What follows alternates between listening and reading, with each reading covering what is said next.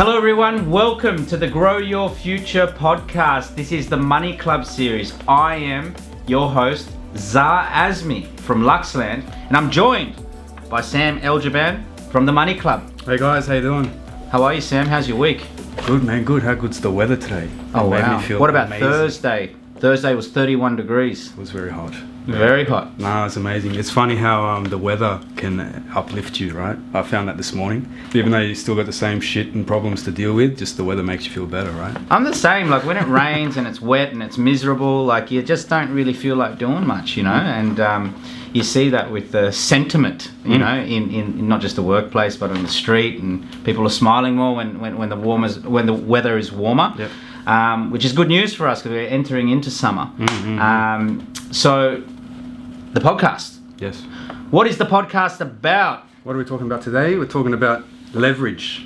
So, do you have a definition that you sort of go to when you're talking about leverage? What do you? We're going to talk about leverage today because I think it's quite fitting for what we're going through at the moment in all of our businesses, and we want to share that with our listeners and viewers on and how they can use leverage to their advantage as well. Yeah. So what is leverage? The definition is use something to maximum advantage. Yeah. Now let's talk about leverage as in more so investment terms, right? Yeah. Leverage is an investment strategy of using borrowed money, specifically the use of various financial instruments or borrowed capital, to increase the potential return of an investment.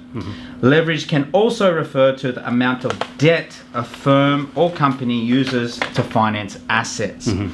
Now, when we talk about leverage, and you know, a lot of people think, okay, it's all about debt and finance, money, right? And money and all of that sort of thing. And what's happened this week is I'm currently reading one book a week, right? And the book I read this week is called Life Leverage by Rob Moore. Life Leverage is a book about basically trying to leverage your way through life so you can get further ahead in a quicker period of time. Rob Moore is a successful property investor from the UK, also author. Really good dude. Produces some great content. So if you guys are on Instagram, YouTube, look up Rob Moore. Has some really good stuff there. Great sort of money mentor to follow. So he goes into areas other than money when it comes to leverage? Yeah, so this was really interesting because, you know, we encounter opportunities to leverage every day.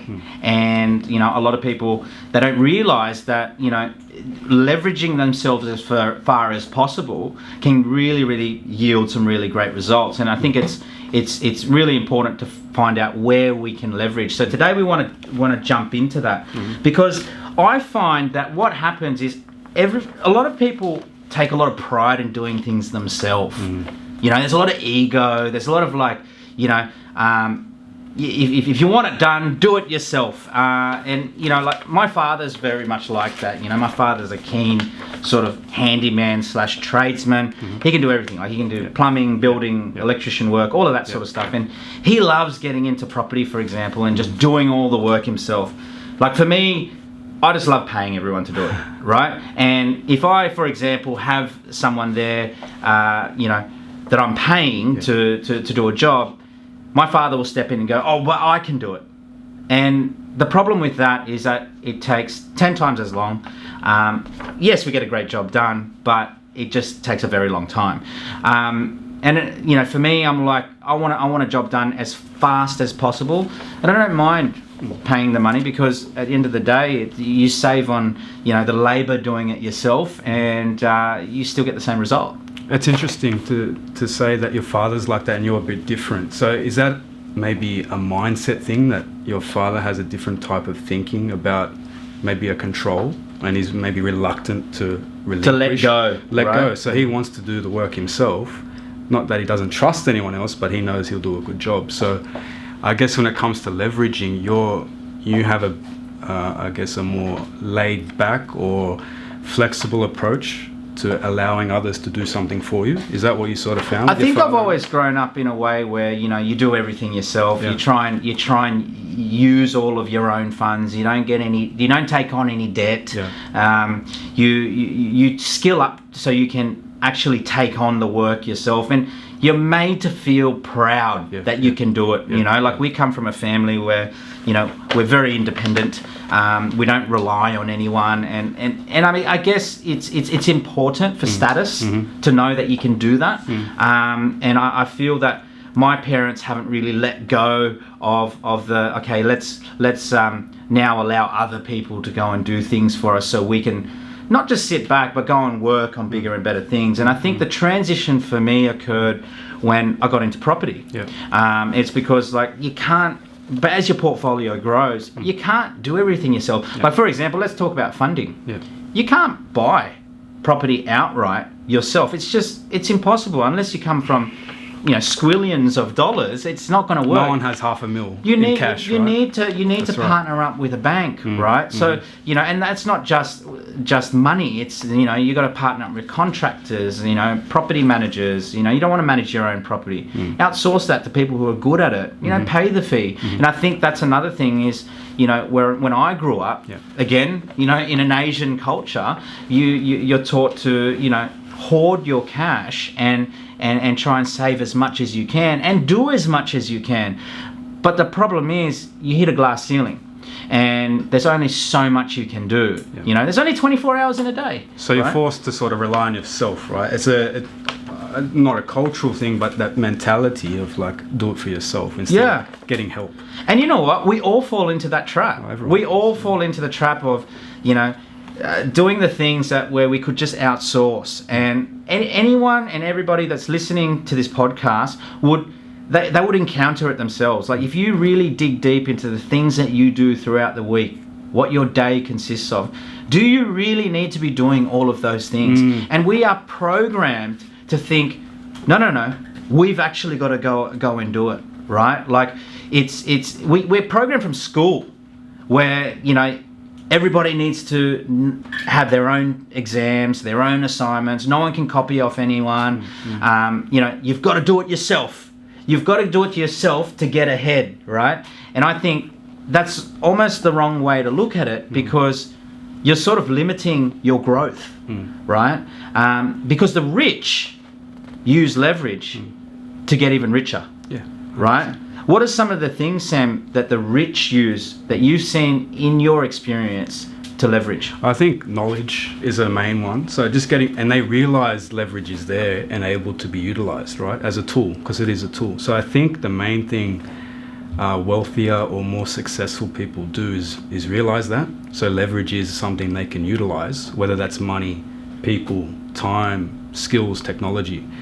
They're able to manage that and then create a product or a business or money and invest it and really use someone else's skills, money, technology, blah, blah, blah, to grow or achieve a certain objective. So I think it's the wealthier person's mindset of identifying this and then utilizing it. Is that what you found? That's right. So, we've talked about the traditional mindset of, say, like our families who, everyone's DIY, everyone's like, do it yourself, right? And we grow up around that because we think, okay, well, it's a scarcity mindset. It's like, it's going to run out soon, right? But we've got to think of an abundance mindset. If we are able to use everybody around us, and let's just put money aside for now. Let's talk about skill set, right? If we can use everybody around us with different sets of skills, imagine the things that we can achieve, right? Like, I don't have time to go and study a law degree, right? So I hire a lawyer. I don't have time to study accounting. So I partner with you, right? I don't have time to go and manage all my properties. So I outsource that skill to my property managers, right? That's the thing that they do. That's their area of expertise. Yes, it costs me money. But you know what? It frees up my time to go and do the things that I'm good at. So we've got to focus on, okay, what are our strengths? Where do we really want to focus in on? And then go, okay, our weaknesses and the things that we don't know, let's just accept that we can't do it. And then all of a sudden, you use these people around you that have different skill sets to achieve a bigger goal. You can achieve so much more. Like, for example, how many hours do we work in a day, really? Like, let's call it 8 hours, right? We work 8 hours in a day. I mean, you've got 24 hours in a day. You've got 16 hours to do other things like sleep and, downtime, family time, all of that sort of thing. Yeah. Let's say you've got 8 hours in a day. If you want to 10x that, you can't do it on your own, because there's no such thing as 80 hours in a day, right? So the only way you're going to really 10x it is if you utilize people around you and use leverage. That's right. Right? I think you touched on a good point where you said you accepted you couldn't do all those things. Or maybe just say with a legal thing, a technical thing, you don't have that knowledge, and you don't have the pride to say not outsource that to someone else. You said, okay, I know I'm not good in that area, I'll farm that out. So I think coming back to successful people, that's what they identify. They know their value is in property investment advice. You stick to that, you grow as much as you can and service as many clients as you can in that field, and everything else you can delegate out. All the admin, so you don't deal in, you're not actually building these developments, right? Because that's not your skill. Your skill is advising clients on the best suited property. So that's what you'll focus on, and you're able to grow through leveraging out everything else that isn't your core value. It's about thinking bigger, that's right? If we can continue to think big, how we can scale, how we can serve more people, then all of a sudden you stop thinking about the minute details, right? Like, obviously you're going to have your area of expertise where you need to know the minute details, but if you're trying to get ahead, you're trying to build wealth, you're trying to even build a business, you need to sort of become a jack of all trades. And that means like being a generalist. So knowing a little bit about every area of the business so that you can grow, right? And you can just really, really take it far. So I guess, it's a combination of, leveraging other people's time, leveraging other people's skill set, and money is there as well. And we want to dive into money, but we sort of want to talk about a little bit more about leverage in other ways, because, everyone expects us to talk about money, right? So I guess I'm going to use an experience that I had when I was in my uni days, right? And not many people know that I went to uni, because to me, uni was. We did the same degree, I think. What degree did you do? I did business, but I didn't major in accounting because I wasn't smart like you, Sam. But I did marketing and a whole lot of other majors. I can't even remember, right? But anyway, I did 3 or 4 years of uni, and I wouldn't say it was a complete waste of time, because we did a lot of drinking and banging a lot of girls, you know what I mean? And that's what uni is good for, right? But what I did get out of it was that, because I was working full time, I found it really difficult to complete my assessments and my exams. So I did what I did best, and I dated some of the smartest girls in the class, and I got them to do my assignments. And to me, that's leverage, right? That's leverage. To the professors and the lecturers, it's probably called cheating, but I got my degree. So you had an objective and you achieved it, right? Through leveraging. Look, I was working 40 hours a week. I was also full-time at uni, and I couldn't complete it. So I needed to think of a way, how can I leverage myself further so I can pass these exams? So, you just go and date a girl, take her out for dinner, and then all of a sudden they're doing an assignment for you.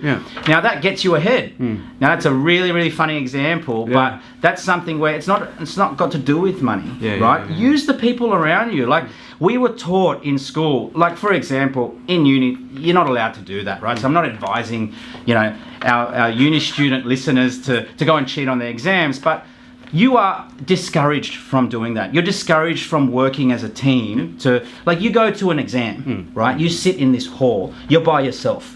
You got to cover your work. You can't look, the person next to you can't help you, right? But in business, in the real world, it's completely different. It's completely different. So you guys need to not program yourself like you were programmed in school, where you weren't allowed to copy off each other, you weren't allowed to cheat. Man, in the business world, you can do that. You actually need to do that. You need to use the person next to you. Like, I'm copying your work. Like, during the week, I'm bringing stuff to you, Sam. Like, yesterday I called you with a question about what was the entity that I needed to put on a contract of sale, right? I don't know the answer, right? I don't know the answer, but this smart guy over here knows the answer. So what did I do? Yeah. I made the call. I didn't say, "Oh no, I'm gonna figure it out on my own."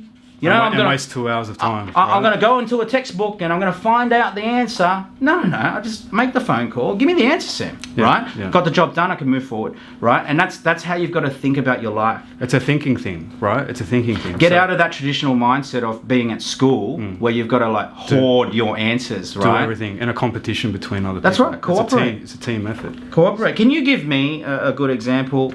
I can stay in uni days, right? So uni days, not so extreme example that you provided, but a similar one, right? It's group work. So whenever you're going into a group work situation at uni, you've got 3 or 4 different people. They all have a different type of skill, right? And usually you'd mix them to have a better group, call upon different strengths. So I just remember having a group situation where there was smarter dudes that would prepare everything, and then the guys that could present would present. So you're leveraging their skill in presenting to get a better mark, right? So Sam, you're saying you were into guys in uni and I was into girls. That's changed. If that was what you're thinking, it's changed. It's changed now. I don't know what to say anymore, but no. The purpose of delegation to scale, right? Some people can't delegate, right? So we're now moving beyond that whole cooperation and working as a team and all of that sort of thing. We want to talk about, okay, you're at the top and you want to grow, right? And Rob Moore talks about it in this book here. He talks about, okay, if you want to take things to the next level, you need to learn how to delegate. One of the things that I've found really, really hard for me to do is to delegate, because it's like the more I delegate, the more I can grow, but it's really hard to sort of let go of a lot of the high level stuff that you learn to do that you think that no one else can do. Yeah. But realistically, you can always, you're telling me all the time, you can delegate these type of tasks. You just got to figure out, okay, who's the right person to delegate it to? That's right. The task has to fit the person, as well as that knowledge that you have, even though it's learned over a certain amount of time, you can pass that on. And whoever you're passing that on to help you service these clients, they might not have that 100% of your knowledge, but they can help you 80%, and you come in for the 20% of the time. So definitely utilizing people is going to be a good way to help you grow. We've talked about this quite a bit this week, because we've touched on franchising, right? And we've talked about, okay, what's involved in franchising, how is it going to work? For our listeners, let's talk about what franchising is, Sam. You know a lot about it because you've had clients who have been involved in it. Tell our listeners what franchising is. So franchising is essentially a business model. So let's use McDonald's. McDonald's is one. You've seen gyms mowing everywhere. Yep. Anything that's got maybe a big market presence is probably grown through a type of franchise model, right? And so what a franchise model is you're effectively growing the business through utilizing your brand or contracting your brand or allowing another business to utilize your brand, right? And then by doing so, they'll pay you a fee or a percentage of the income or the business. So it is a way to leverage your brand, which is another leverage item apart from money, to really grow your business. It's the ultimate leverage when you think about it, because think about how McDonald's has started. It started from one restaurant, right, that cooked burgers in a short period of time. And then obviously we've got these other business owners who are owner-operators who are willing to sort of put up cash, but don't really know the systems, don't really know what to start themselves. So what happens is those people end up leveraging off McDonald's the brand, right? And then McDonald's the brand ends up leveraging off those people by being able to scale out more locations without having to front up, I guess, their own money, right? They're just fronting up the brand, which is an awesome example of leverage, because you can really just start rolling out locations. Like we've got a really good friend who's franchised his brand called Milky Lane, right? For our listeners, that's it's a crazy burger joint, right? Like a really, really Instagram-worthy burgers, and milkshakes and cocktails, all of that sort of thing. Now those guys have been in it for 4 years, and they've just scaled, and they've sold, I think it's like 40 or 50 locations. They're going gangbusters, these guys, right? Their best store would have to be the one in Newcastle, which I've recently gone to, and it's just an amazing fit out. These guys would not have been able to get all of those locations up and running if it wasn't for their franchise model. And they're selling franchises like hotcakes. Like, people are just coming in, going, here's $1 million or whatever it is to open a franchise, and they're throwing cash at them. But at the same time, they can leverage that and just network that out, like, internationally, very, very quickly. And a really, really good example of leverage. I love that. Because your friend has limited time, he has limited money, limited people, limited skills. And I think you might experience it in other businesses you run. You're capped at your potential, right? And you need to get these other people on board, which is leveraging these guys to help you grow your business. So I think once you get to a certain point within your own business, if you really want to take it to the next level, that would be one of the biggest options and probably most successful options to do if your branding is on point. So I think everyone should think about franchising. Like, everyone should become franchise ready, at least, because that way, when they really want to turn on the tap, they can just turn it on, and then all of a sudden they can scale and leverage. I mean, we're working on doing that with all of our businesses at the moment, and I advise everyone to be like that, because then all of a sudden you can do more work, you can achieve so much more, you can serve so many more people. Like, the key is really to serve more people. There was actually a really good conversation that Jade and I had last night regarding Lionel Messi. Oh yeah. He is about to sign one of the biggest contracts in history. I think it's like $500 million. Yeah, it's like 600 million or 700 million, something like that, right? And a lot of people like focus on, man, he's got so much money, he earns so much money, he's so lucky. And it's like, well, if you really think about how he has scaled, he's scaled because he serves so many people. Like, how many distribution channels are there? Like, he's all over YouTube, Instagram, he's all over ESPN, Fox Sports. All of those guys are just distributing content of him performing for the world, right? Like, you're talking billions of people. If anything, I feel like the guy's underpaid. He's serving that many people. And we've got these people who are haters in our life, right? They'll judge and critique small business owners like us, right? And then they'll go, but then you think to yourself, these haters that judge and critique you, how many people are they serving? They're serving like maybe one or two people, their wife and their kids. That's it, right? So what we've got to understand is these people who are earning really, really big money, they've learned how to leverage and scale through distribution networks, and they're able to serve so many people. And it's their brand that's able to do that, right? That's right, and everyone should build a brand like that. Everybody. Anyone that's in business, so a lot of people listening would be in business because that's what we're talking about. I think you're in business because you don't want to be a worker. And what does that involve? That involves you're pursuing a profit and serving people. So the ultimate goal in business is to grow as much as you can, I think, right? Because you're not going into business to take on that risk, not to get the reward. So I guess if you're trying to pursue that ultimate reward, you have to get yourself franchise ready, like you said. So get everything in place so when the time comes and you're able to, or you want to do it, you can actually implement it. So I love that, because this week we've talked about it a lot, haven't we, Sam? Where you said to me something interesting the other night. You said, Zah, you're going to be working anyway. So you might as well go all the way. And why are you working so hard? That's it. You're trying to go as hard as you can, as big as you can, and that's going to allow you to do it, right? And for our listeners, right, like this is what our advice is to you guys, is go hard. Like, you're going to be working anyway. It's not like you're going to be working 2 or 3 hours and you're going to go home. Like, you're going to be doing 8, 9, 10, 16-hour days. You might as well set the bar super high, get franchise ready, or whatever the goal is, to leverage out to scale. Be the next Lionel Messi. You know what I mean? Like, be the next Cristiano Ronaldo. Be the person who serves billions of people. Then all of a sudden, like, the legacy you leave on the world is like massive, and and it feels good. It feels good to serve many people, because if you're just thinking about your wife and your kids and that's it, and how you're going to put food on the table, man, like, one day you're going to be able to you're going to fulfill that, and it's going to get boring. You're going to go, like, it's not that hard to survive. Let's think about it, especially in Australia, right? In this country, it's not that hard to survive. You've got almost unlimited opportunity here, right? You've got a really good launching platform living in this country to put food on the table, All pay your your basic bills, needs are met, right? looking after your family, Yeah. your basic needs, survival. It's easy here. Like in other countries, yes, it's hard, but here it's easy. You're going to get to that point, right? Yeah.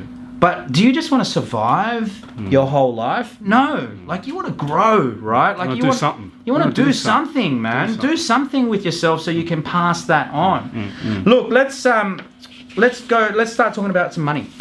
Because this is the Money Club series. Talk some money. Let's talk some money. And leverage. Now, let's talk about how we constantly still do the $20 an hour jobs. Like shining my shoes, right? Why are we doing it? Why are we doing it? Right? Mowing the lawn. I think as long as it's a stepping stone and you want to get out and do something else, it's all right. A really good example, Sam, is when I watched this video and this guy said, okay, let's say your target income is $1 million a year. Yes. Right? Now, if you break that down into an hourly rate for the hours that we work, it's about $500 an hour. Wow. Right? So let's say your hourly rate is $500 an hour. Now, let's say you go and mow your lawn. Takes you 2 hours. Yeah.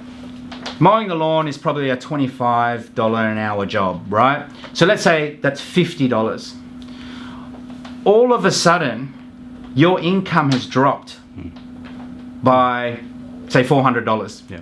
Right? Because it's taken 2 hours. Because you've spent your time to mow the lawn instead of doing what you do best and charge for. Is that exactly what you're right? Okay. Now your income's dropped, but is it worth dropping your income to mow the lawn when you could have just paid someone to do it, right? So what we need to understand is that a lot of people they get caught up in doing the ironing, Doing everything themselves. cleaning the apartment, whatever it is, right? And we're all guilty of it. I do it as well.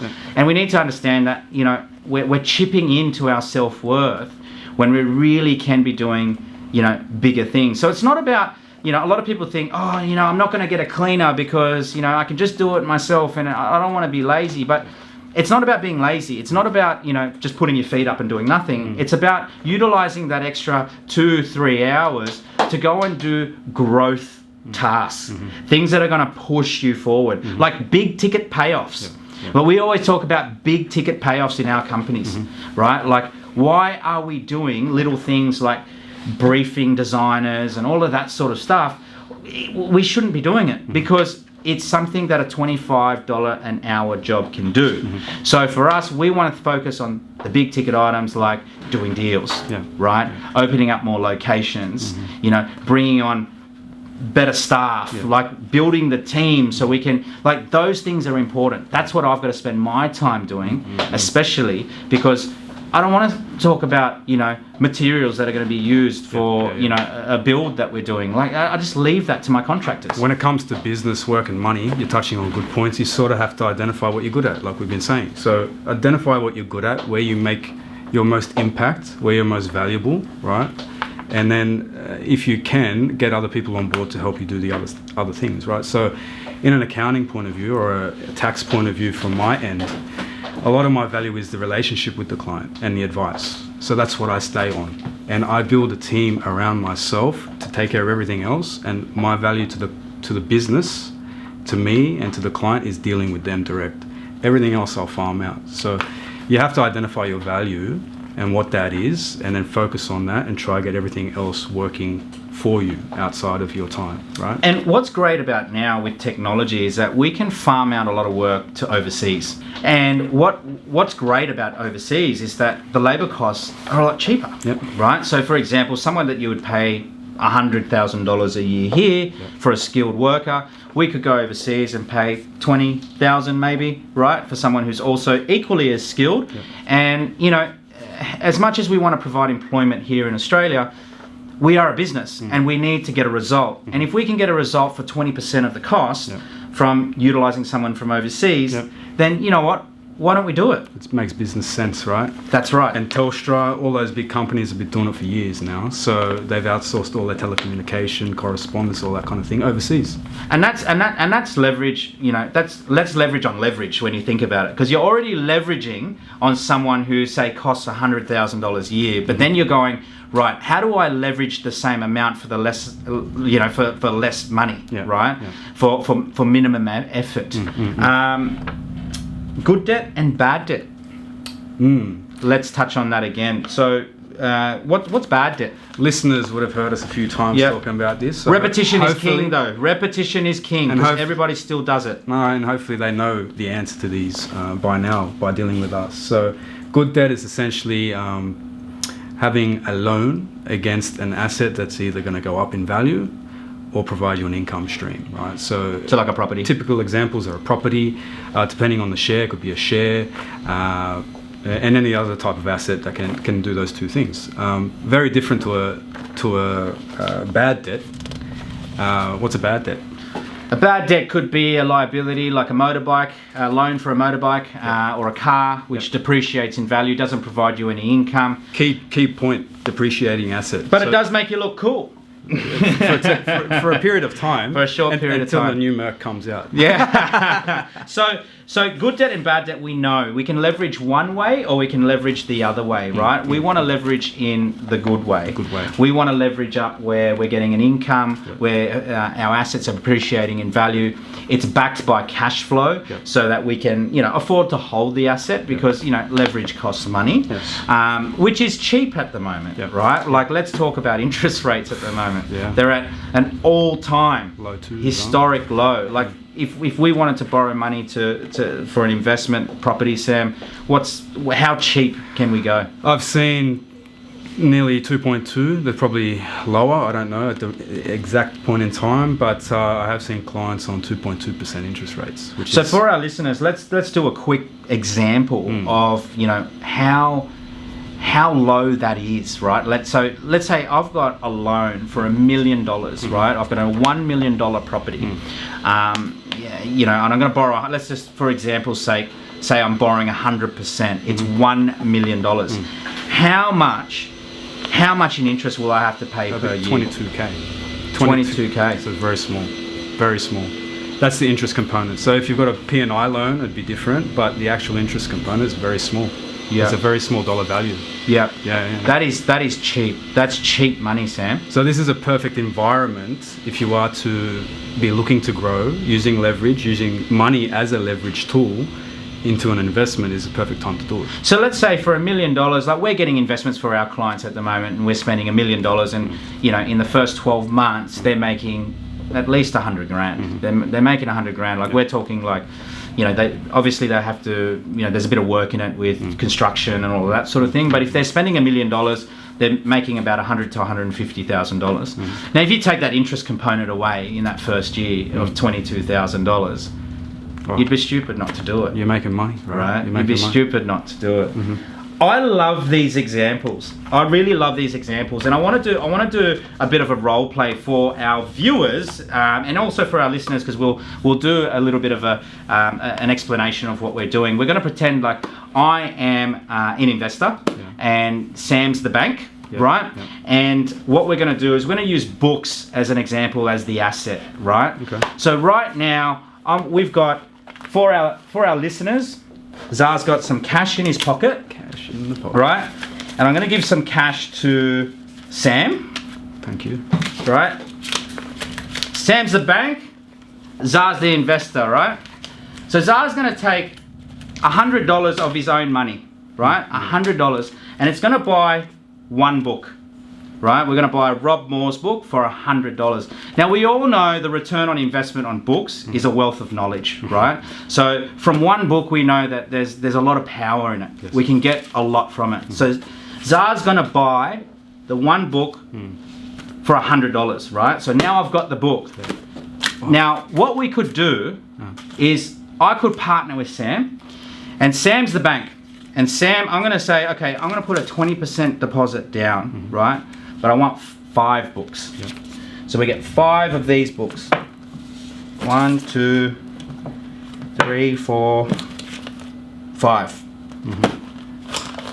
You're going to pay me $400. Well, not pay me. You're going to partner with me and loan me $400. There you go. Thank you. So that's $500 in total, right? Yeah. And then you hold that to buy that, right? Now, all of a sudden, I've still used the same amount of money, but I've leveraged up $400 to get five whole books. Now, we already know the return on investment on 1. But if we get 5, all of a sudden, we can yield a lot more, right? Now, that's a perfect example of leverage, right? That's a perfect example of leverage, right? Like, you can get so much more for the same amount of money. Yeah. I spent $100 on one book, right? $100 on one book. But I spent $100 on 5 books. Why wouldn't you do it? Now, let's translate that to property, right? We've got clients who are putting in $100,000, right? And they're borrowing $900,000 from the bank, just like you loaned me that $400, and they're buying a $1 million asset, right? And the yield and return on that is about 10%. They'll get a 5% rental return and they'll get a 5% capital growth, conservative growth rate, right? So that means that they'll make about 100 to 150 grand on the back end. So essentially, on that initial 100 grand that they put in, how much have they made? 100% of their money back. 100% of their money, right? Using someone else's money to do it. Using someone else's money. So, or that person could have bought a $100,000 asset outright themselves, just like the book. Just like Rob Moore's book. Buy a $100 asset, right? So for our listeners that didn't get to see that, right? What we're trying to explain here is that the power of leverage can yield you so much more. Like, it can yield you 5 times more, 10 times more, if you use it smartly. 100%. And the more you can leverage, the bigger the potential gain is another thing. So you could go to 10 books and get an even bigger return, right? So I think leverage is important to know it exists, right? That you can utilize it. Especially in a property situation where there is growth and income which can help you grow, and then utilize it in a way to its maximum potential so you can maximize your growth. So right? let's that's go. The end game. That's a great point, Sam. But What but? What if the books, some of them are no good? Oh, okay. Right, so there's risk. Yes. There's risk with leverage, right? Because some of these books that I've just bought from here, with the leveraged money that you've given me, may not give me the yield that I need, may not give me the return. They might not be right for me. There might be limits, right? Just like an investment property. If you buy the wrong property, right, with leveraged funds, like for example, let's do an example in property now. There were a lot of people who bought in mining towns when it was booming, right? And they leveraged up. They left as much as they could, millions of dollars, because they were getting massive returns at the time. But then when the shortage occurred with the mines, what happened? They're in a lot of financial trouble. Negative equity. Yes. Property prices went down. They basically crashed. These people owed more money than what the properties were worth because they were too leveraged up and they bought the wrong properties. 100%. Just like you can buy the wrong books, right? That give you the wrong information. How do we avoid that? Very key point. So I come across a lot of clients, as we do in the property investment sphere, and I always tell the client the most important thing isn't just to buy an investment property, but to buy the right one. And I'm sure you tell clients that all the time. So buying the correct investment property that hopefully does all of these great things and grows and gives you an income is the most important thing. Not just being an investor, just to tell people you're an investor. You have to pick the right one. Where that leads to is getting someone on board that can help you identify them, right? And that's where you leverage mentors and advisors. And skills and experience and all those other things that are non-monetary. That's right. So it's a combination, right? So taking it back to its basic level, right? 100 grand, right? 100 grand. I look at 100 grand like $1 million. As soon as I see 100 grand in my bank account, I look at it as $1 million.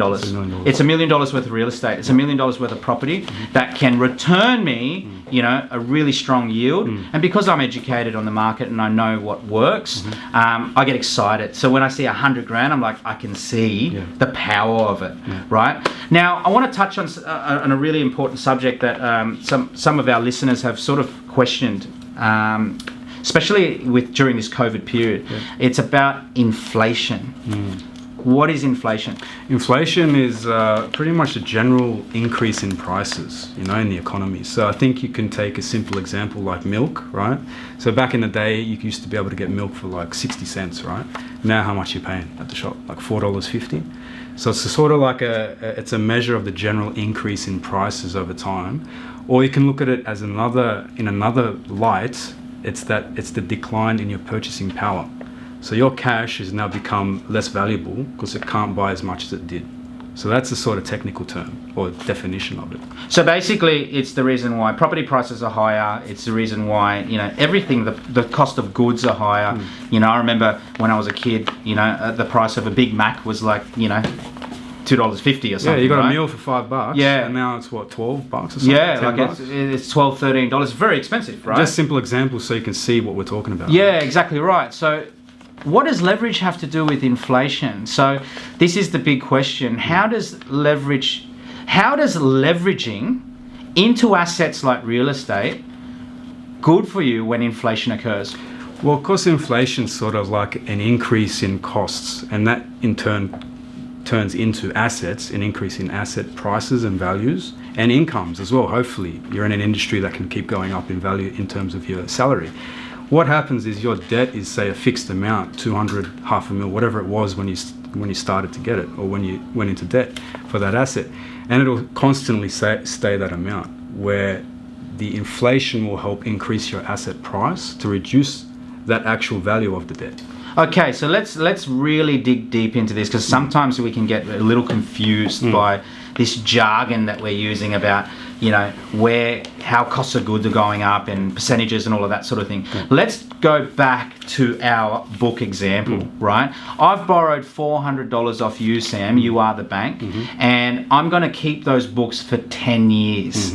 Now, those 5 books I'm going to keep for 10 years, but I'm going to keep that debt at $400. Now, in 10 years, what's that $400 going to really be worth? It'll be less because the assets have gone up in value, right? So its actual inherent value, the debt, has dropped. Even though the same number, the actual value of the debt has dropped because the asset has grown. Great. So let's move into property. Let's move into property and see, okay, I've got $400,000 worth of debt. I've bought a $500,000 property today. I've kept it for 10 years, but I've kept that $400,000 worth of debt. What happens to that 400 grand worth of debt? What's happened? So in 10 years' time, if we go by the average property cycle, which may change moving forward, but still hopefully goes up, that would be worth, say, $800,000 to $1 million.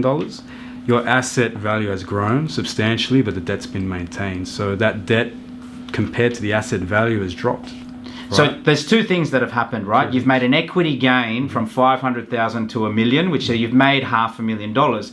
But now that 400 grand debt is almost like a $200,000 debt that if you convert it to today's dollars. So right? if the asset's doubled, it's sort of like your debt has reduced by half. So the value of the debt is inflated away. This is the power of leverage in combination with inflation. That's right. That's very interesting, right? And it's one of the reasons why a lot of people that know certain things about money don't hold cash and they hold assets, because cash, as we just mentioned, loses its purchasing power. So any cash you have in the bank, when you go to spend it at the shop, because the prices are going up, you're going to spend more on the same thing. So what people do with excess money is invest it, because it outpaces inflation and you're making money. Okay, so we're talking about inflation here. We've just recently had a surge in gold prices given the recent, COVID situation that we're in. Why would we prefer real estate to gold? That's a good question. The main reason I see that a lot of people have different opinions, I guess it is an opinion type question. Main reason I think people would prefer real estate than gold would be an income stream. So gold has value, and as you can see on the markets, it goes up in value, and it's quite a popular source of asset investing. But where it lacks is an income stream. So you can invest the money, but you're not going to get any passive income from it or any income to help service the debt if you've used debt to fund it. So the main difference is that, an income. So because you get an income, Yeah. you can service the debt. That means we can leverage our funds further, right? Correct. So if we had, say, $100,000 worth of gold, but then we had $100,000 worth of cash, but then we pushed that cash into real estate, Yes. that gave us a $1 million asset, Yes. then all of a sudden the income stream can help service that $900,000 loan so that we can hold that for the long term and then also take advantage of $1 million returns rather than just $100,000 worth of gold, correct? 100%. That income stream comes into play and helps you grow further. So the lack of income with gold is going to inhibit your growth. Doesn't allow you to leverage. It doesn't, and it's a more, if we're talking like a financial asset investing type thing, it's more for safety. People do that to be safe. Yeah. So if you want to be safe, do that. But if you want to grow, do something else. Yep. Great stuff.